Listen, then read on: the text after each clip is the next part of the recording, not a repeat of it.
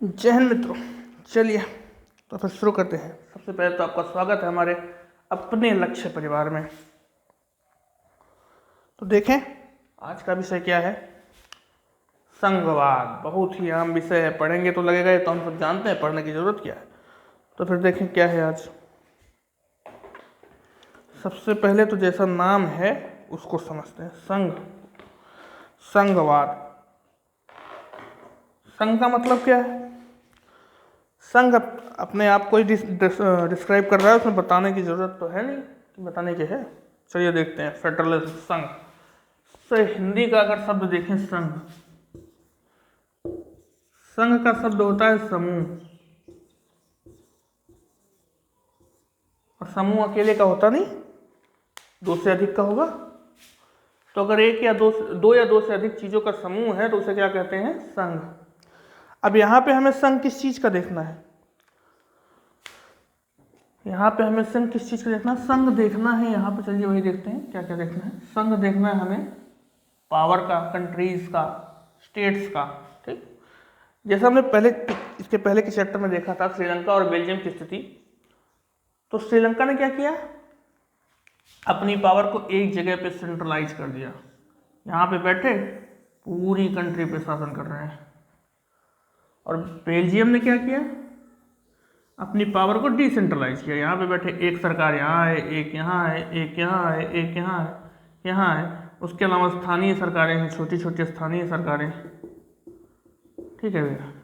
तो इन्होंने क्या किया, ये एक पावर का क्या हो गया, समूह हो गया, संघ हो गया। इन लोगों का समूह मिलकर चला रहा है एक देश को। यहाँ पे क्या, यहाँ पे बैठकर यहाँ भी कंट्रोल कर रहे हैं, यहाँ भी कर रहे हैं, यहाँ भी कर रहे हैं, यहाँ भी कर रहे हैं। तो ये क्या है, ये संघ नहीं, एकात्मक व्यवस्था है ये। अब एक व्यक्ति चलाए या फिर 10 व्यक्ति चलाए, देश में कोई इतना बड़ा फर्क नहीं पड़ने वाला। पॉपुलेशन बहुत बड़ी है ना, देश की कंट्री बहुत बड़ी है। 10 व्यक्ति भी चला रहे तो भी तो एक ही बात है ना, समझिए एक तरह का राजतंत्र की तरह ये तो व्यवस्था बनी। 10 लोगों की सोच मिलकर पूरे देश को चला रही। यहाँ की समस्या कुछ और, यहाँ की समस्या कुछ और, यहाँ की समस्या कुछ और। आप यहाँ बैठे हो, यहाँ से हल कर रहे हो। दिल्ली में बैठ के अगर कोई तय करता है कि तमिलनाडु की समस्या का समाधान कैसे हो, तो कैसे हो सकता है, नहीं हो सकता ना। इसलिए स्थानीय व्यवस्था की जाती है और उसका ही समूह संघ कहलाता है। ठीक है, तो ये तो हो गया संघवाद, तो थोड़ा सा समझ लिया हमने। अब आगे बढ़ते हैं, देखते हैं है क्या इसमें संघ। कुछ नया कुछ खास नहीं, सब पढ़ा हुआ, सब जाना हुआ, पढ़ा हुआ नहीं जाना हुआ। तो दो व्यवस्थाएं हमने देखी, एक तो एकात्मक, एक संघात्मक। दोनों में अंतर क्या है ये भी समझ लिया। एकात्मक में पावर किसी एक सेंटर पर होती है, संघात्मक में पावर डिस्ट्रीब्यूटेड होती है। ठीक, इसके बाद क्या है, हाँ संघात्मक व्यवस्था के लिए क्या क्या आवश्यकताएं हैं। संघ का किसी क्षेत्र को संघात्मक क्षेत्र कहा जाएगा, संघात्मक देश कहा जाएगा। तो सबसे पहली कंडीशन जो है संघात्मक देश के लिए वो क्या है, कम से कम 2 स्तर हों। किसके, सरकार के कम से कम 2 स्तर हों। जैसे समझने के लिए समझे हम, कम से कम 2 स्तर का मतलब एक क्या, केंद्रीय स्तर हो, केंद्र हो, सेंट्रल गवर्नमेंट, और दूसरा स्टेट गवर्नमेंट हो। इससे अधिक हो सकता है भैया राज्य सरकार, इससे अधिक भी हो सकते हैं, स्थानीय सरकारें भी हो सकती हैं। जैसा हमने बेल्जियम में भी देखा था, भारत में भी होती ही है। इसके अधिक हो सकता है, लेकिन कम से कम क्या हो, 2 स्तर तो हो। ठीक है, तो 2 स्तरीय व्यवस्था हो, 2 टियर सिस्टम। उसके अलावा एक नागरिक समूह पर दोनों का शासन हो। हाँ, ये नहीं कि ये एक देश है, 2 स्तरीय व्यवस्था है, यहाँ एक सरकार है और जो यहाँ की जनता है यहाँ एक सरकार है। ये जो सरकार है, इन्होंने कहा कि हम सेंट्रल गवर्नमेंट हैं, आप स्टेट गवर्नमेंट हैं, आप इन पे शासन करो, हम इन पे शासन। ये तो फिर अलग देश वाली बात हो गई ना, अलग देश हो गया। फिर तो नागरिक समूह एक ही है, नागरिक समूह एक है, मतलब पूरे इंडिया पर 2 तरह की सरकार हो। एक तो जो होगी स्टेट गवर्नमेंट होगी और एक सेंट्रल गवर्नमेंट।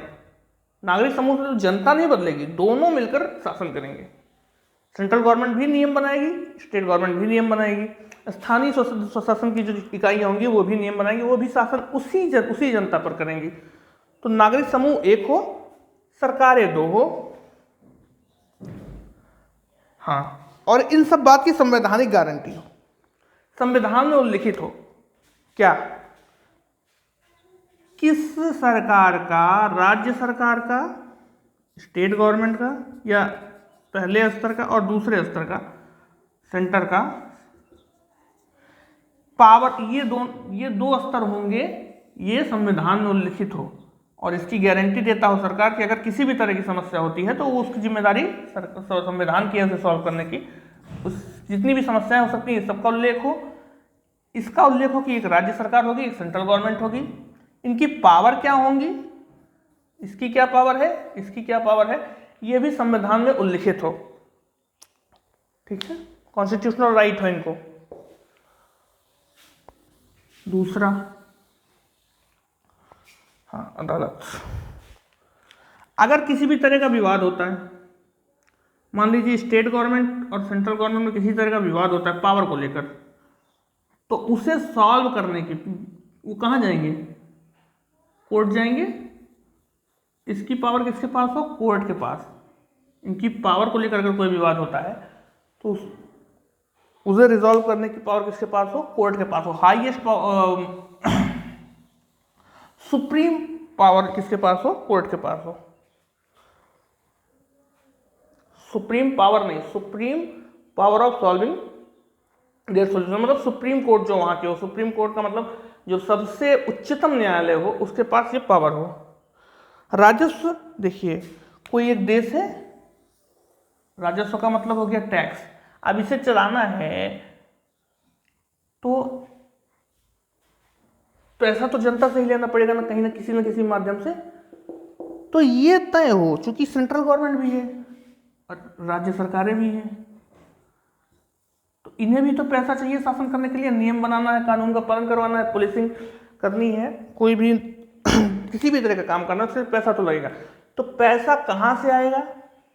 जनता से आएगा।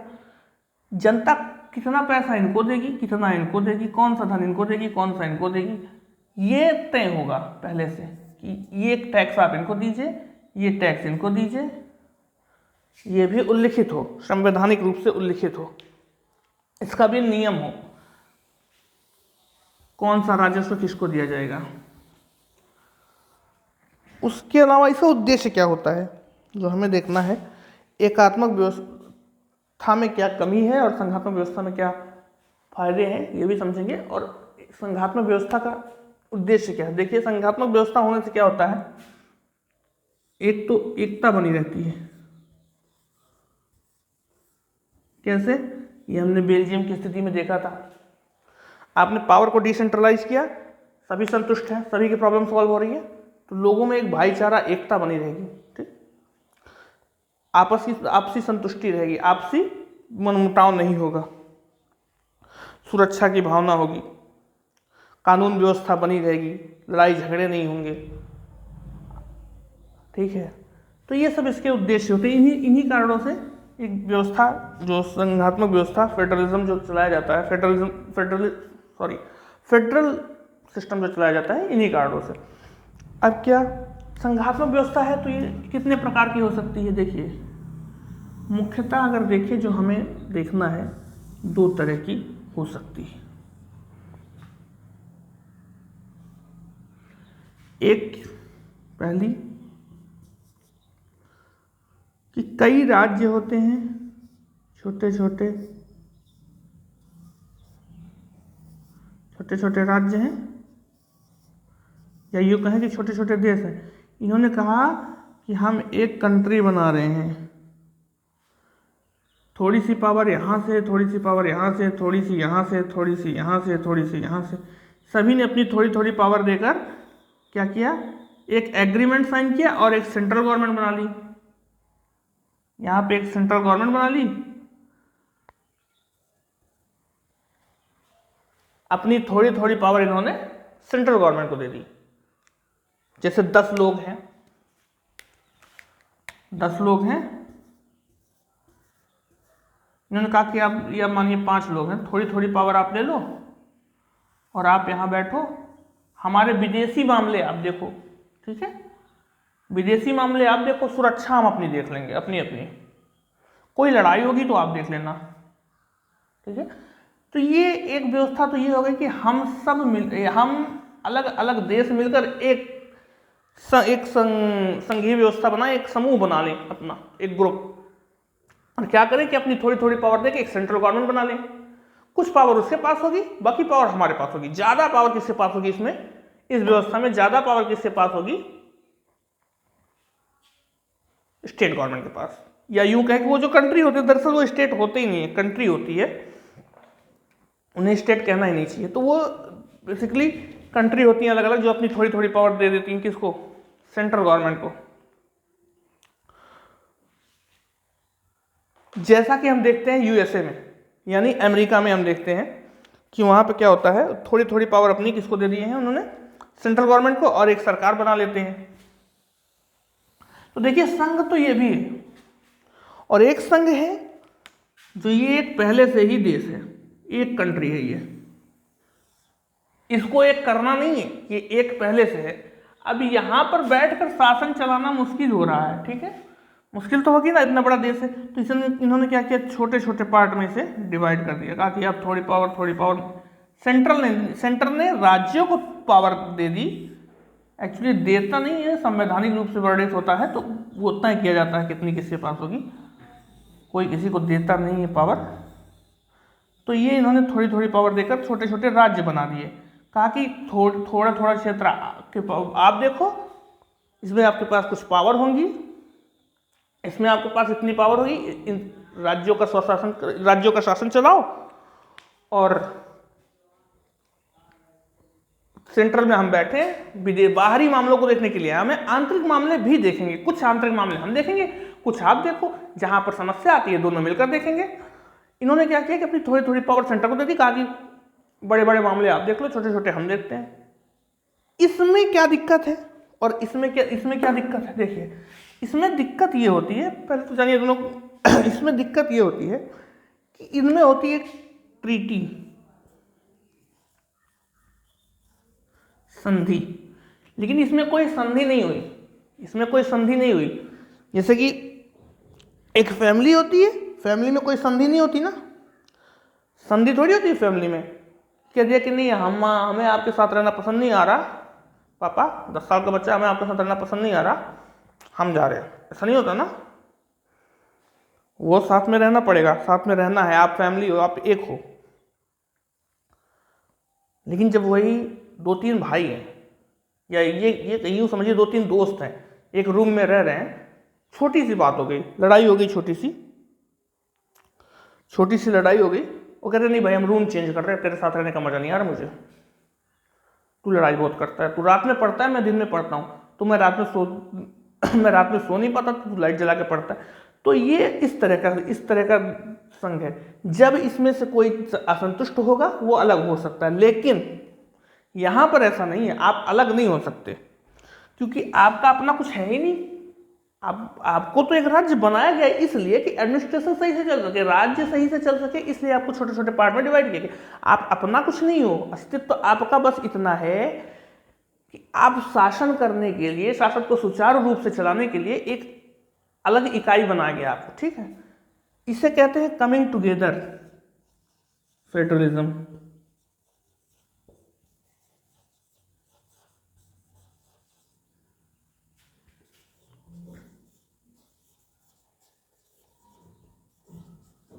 इसे कहते हैं होल्डिंग टुगेदर।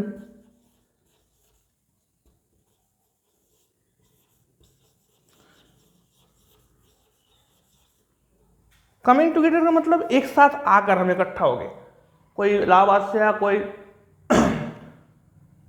रांची से आया, कोई कहीं से आया, सब आके एक जगह एक कमरे में रह रहे हैं, आके 4-5 लोग साथ में रह रहे, कभी लड़ाई हुई अलग हो गए। इसके लिए एक होती है, एक उन्होंने एग्रीमेंट टाइप का साइन किया है कि हम आपके साथ हैं, लेकिन हमें कोई दिक्कत होगी तो हम अलग हो जाएंगे। लेकिन यहाँ पे क्या होता है, होल्डिंग टुगेदर, एक दूसरे को पकड़े हुए हैं, हम अलग हो ही नहीं सकते, ठीक है। एक जिस्म कई जान वाली बात है यहाँ पर, और वहाँ पे जिस्म ही अलग हैं तो अलग हो ही जाएंगे। तो ये दो तरीके होते हैं फेडरलिज्म के। अब इसके आगे हमें जो देखना है वो है इंडिया, यहाँ समझ आने वाली इंडिया में फेडरलिज्म कैसा है, कैसे है। पहले तो ये समझेंगे है कि नहीं है, कैसे है, अगर है तो कैसे है, ठीक है भैया।